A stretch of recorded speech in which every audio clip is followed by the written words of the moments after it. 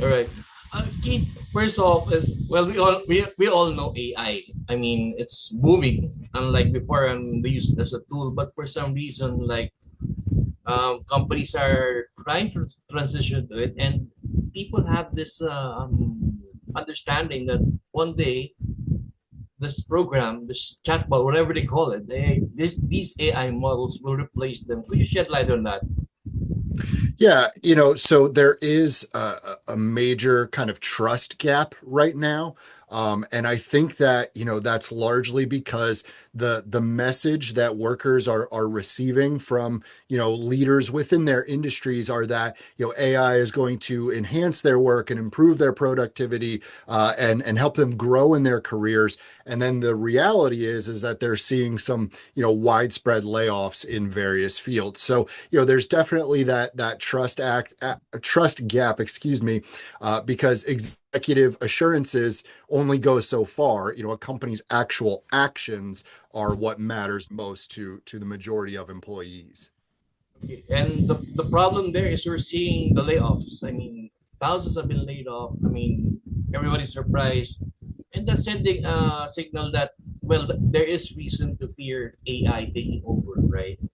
So Yeah. what message is that sending to people who are still employed? And what if one day, or maybe tomorrow, or at the moment, companies are using AI to, well, replace them? Yeah, so I think the messaging is really important, right? So far, we've seen some of the leaders of some of these AI companies talking with almost excitement about the types of jobs that could be absorbed by AI, without reassurances necessarily that new jobs will be created or existing positions would be transformed. So I think that's a messaging opportunity that is really being missed right now. And then from individual organizations, you see these layoffs occur, and of course that strikes fear into the heart of some employees. So instead of focusing on your excitement about your investment in these new AI tools, focus on the change management aspect, right? So help provide a structured, transparent transition for employees, involve them in the process as much as possible, and kind of show them how AI is meant to be a support. Don't just tell them that it's meant to be a support, because if you aren't, actively helping them upskill and, find ways to continue contributing, even though parts of their role might be automated by AI, you're going to see that resistance, or at least that skepticism to AI, continue. So is this sort of saying that it's futile? I mean, trying to adapt to AI technology use. I mean, it says this using it as a tool, supposedly to help me improve, but at the back of my mind, it's going to replace me anyway. So why should I learn? So is that a reason to be skeptical? Yeah, and that's why the messaging I think is so important, because you're right. If you're being told this is to help you improve, this is help you to be more productive and enhance your work, but then you are seeing layoffs across your industry, it's not necessarily, you're not going to feel confident in that. So that's why, that change management aspect is so important. If roles are going to shift and evolve, then you need to explain that to your workforce and show them, these aspects of your role, they have the potential to go away, but these are some other things that, we would like you to focus on. And an easy example there is with quality assurance. You have people who are experts in their roles. AI might now start doing some of their role for them, but it's really important that they are still there to ensure the quality of those outputs. Because as we've seen, AI makes mistakes; it's not infallible, just like humans. So I think that AI can only do so much, a human can only do so much. But when you merge the two together in an effective way, that's where you really see that maximizing of productivity. Having said that, I mean, you sound like you said that AI cannot survive without human assistance for now. For now, that's the scenario, right? So, um, if that's the case, why would employers? What would employers be taking around right now? Isn't that added cost, or are they? downsizing to the people who can easily adapt to AI? Why not? Yeah, so I think that there's a couple things going on here. I think that employers should make sure that they are being, logical and rational in their implementation of AI and their investment into AI, because you will certainly see some employers who maybe rushed in and spent a lot and had to cut costs other places, reduce overhead and personnel, and then they're trying to get some of those people back, and they've now caused a new issue for themselves. So I do think that there is a balance to be struck there, and I also believe that employers, and I spend a lot of time talking to job seekers specifically, but I think that employers, and we're starting to see this, are now valuing flexibility and adaptability. So from a job seeker's perspective, showing that you are capable of learning new tools and implementing new software programs into your existing workflows and things like that. That level of adaptability and flexibility is important for both job seekers and employers. I'd like to get your comment on this.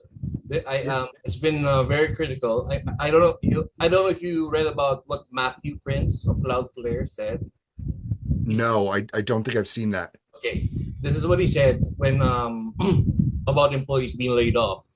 He termed them as measurers. Hmm. It was very controversial. It's received backlash. But what do you think he meant by measures in that announcement when he laid off those workers?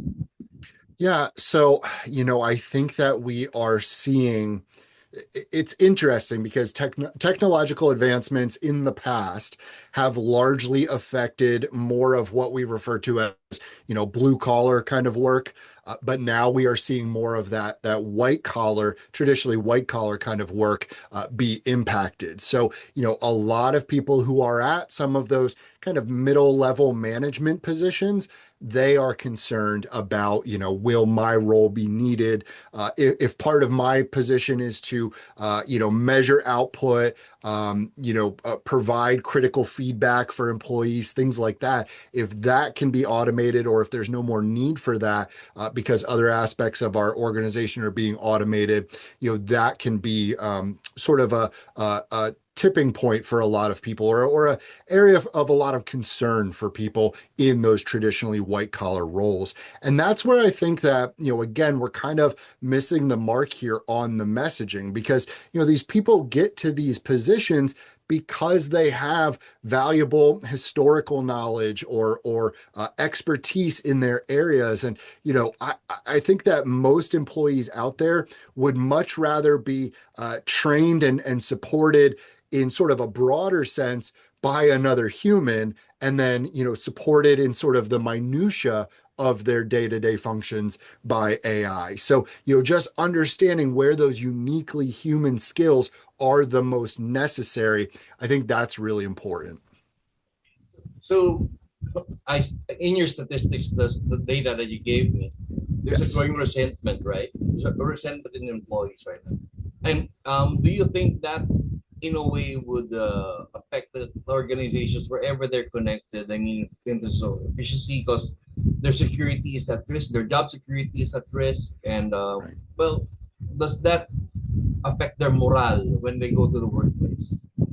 Yeah, absolutely. I think that's one of the biggest issues that companies are going to need to contend with.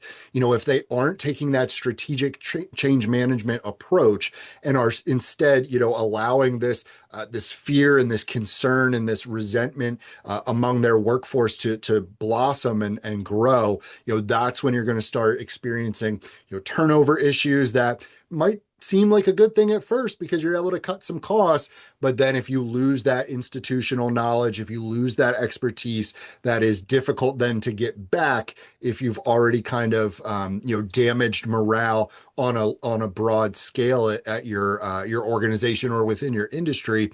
That's when you run into sort of long-term issues there, and you could be creating problems for yourself that you did not anticipate and could really harm you over the long term. But honestly, I mean, we know AI is a program. Technically, it's a program, something that needs to be modified. And if we look back to years ago, each time you implement a system, modifications are needed. And Mhm. for each revision, there is a corresponding cost, which is not cheap. Mhm. Right. So with these companies leaning into these AI models and the needed modifications to for it to fit into their operations or their business, don't you think that would be not that does that cost cutting or is more expensive trying to modify them? Yeah, potentially, but that's sort of where, employers could benefit from considering all these impacts of implementing these tools. So, before you jump to lay off, a whole IT division, think about, well, can we use this internal knowledge to become our in-house implementation specialists who can, make adjustments to the software and change it and update it and evolve it over time. So, that's why I think it's so important to not necessarily dive headfirst into implementing these tools, making widespread changes in your organization without thinking about the long-term ramifications here. Well, okay, here I'm gonna put you in the spot. I'm gonna ask you straight. Do you see companies eventually totally relying on AI and doing away with human labor?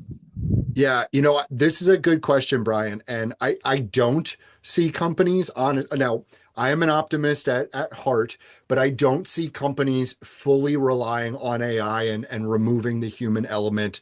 I think there needs to be a balance there. And part of the reason is trust. We as humans don't necessarily want to deal with a chatbot, don't necessarily want to deal with, a program that's automating, everything in my workflow or whatever it might be. I don't necessarily want to read articles that are entirely AI written. We want that human element. We want that sense of community. We want that transparency and that trust. So that's why I tend to be more hopeful. I think that we are definitely seeing sort of this period of turmoil as we go through this transition as a society. But I am hopeful that things will level out and we'll see sort of some of these changes will balance out. For those who are affected by this AI issue, Hmm. I mean, some are out of a job, some are Right, finding it hard to look for a job right now. right. What would be the best alternative for them? So it's hard to say what the best alternative for folks is that are out of a job, maybe because of AI or just struggling in the job market right now. But what I encourage people to do is think broadly, think outside the box. Don't allow yourself to be constrained to just one type of job title. Uh, and always be learning, always be trying to find new skills. I say to people, and I've been saying to people for years now, who are worried about AI, do your best to embrace it to whatever degree you can tolerate and learn how to implement it into your work because that is going to make you far more valuable than someone in a similar position who is entirely resistant to AI and unwilling to learn how to incorporate that into their daily work. Well, actually, I've started doing that. Yeah, Okay, exactly. but only at that level because I'll share with you. For example, I have a set of rules or things that AI should do, but after how many times you do it, it tends to shift away. It doesn't Mhm. really follow it totally because sometimes I really get pissed. Sometimes I curse. Would you know? You may curse. Yeah. No, it can be frustrating for Yeah. sure. Okay, Keith, before I let you go, I already got a lot of information from you. Yeah. What is your best advice for people now who may be worried or may be out of a job and having a hard time job because of the AI boom? Hmm. What is your Yeah. best? Oh, Yeah, sorry. so I would definitely re-emphasize what I was talking about earlier, like stay flexible, stay adaptable, continue learning, try to embrace AI to whatever degree, you can stomach. But then also make sure that you are doing your research as you job search on companies' AI policies, because you want companies that have, clear expectations, clear guidelines for ethical usage, and a plan to help, support their employees and see them continue to grow as, sort of this AI implementation evolves. Thank you so much, Chief, for your time. Yeah. Actually, I already wrote something about it when I got your data. I don't know Yeah, if I saw your other article. I really liked that. oh yeah, because I was really into this thing for about a month, so Yeah. it was timely. So oh wow, I would love to speak to Keith about this so I can get a better opinion. So at least I got something to write again this coming week. I'll Yeah, enter awesome. into it. And we publish reports like this pretty frequently, so keep your eye out. I'm sure Alexa will send more through. But yeah, I'd always be happy to speak to you again, Brian. This has been great. Same here, Keith. It was a pleasure and it was nice meeting you, even if this Zoom. I got a lot of Yes, information from absolutely. you. All right. Thank you so Awesome. much. Yes, thank you. Enjoy your weekend. You too. Have a nice day. Take care. Bye.